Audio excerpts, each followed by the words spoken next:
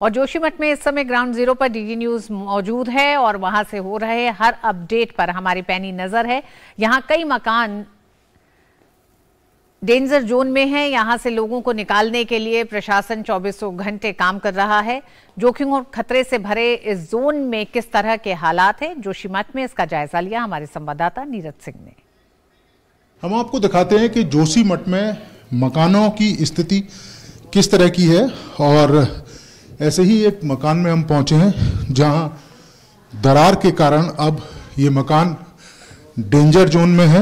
यहाँ पर रह नहीं सकते, लोगों को यहाँ से निकाल लिया गया है। पूरा जो फर्श है वो दरारें आपको दिखाई दे रही हैं चारों तरफ। इस मकान की अगर आप स्थिति देखें, ये मकान किस तरीके से डैमेज है और कभी भी किसी भी क्षण ये मकान ढह सकता है। ऐसे ही 600 के करीब जो मकाने हैं जहाँ पर इस तरह की स्थिति बनी हुई है। सरकार लगातार कह रही है कि जो डेंजरस जोन में जो मकान हैं वो वहाँ पर जो लोग रहते हैं वो यहाँ से निकलकर सुरक्षित स्थानों पर पहुँच जाएं।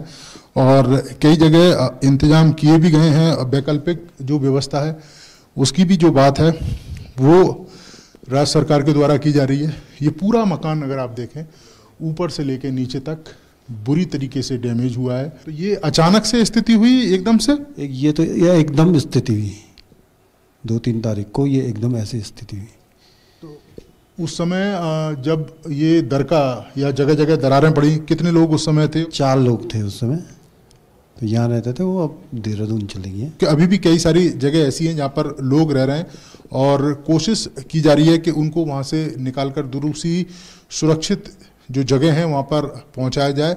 लेकिन एक बड़ा सवाल ये भी है कि ये लोग, इनकी कई ज़रूरत की चीज़ें इन मकानों के अंदर हैं, सर्दी का मौसम है और उस स्थिति में ये लोग अगर कहीं भी जाते हैं तो निश्चित तौर पर परेशानियाँ भी होंगी। हालांकि राज्य सरकार बार बार ये कह रही है कि जो भी करा जाएगा इन लोगों के लिए वो राज्य सरकार करेगी, ताकि मुसीबत की इस घड़ी में इनको किसी तरह की। बिल्कुल, केंद्र की भी 2 टीमें आज जोशीमठ पहुंचेंगी।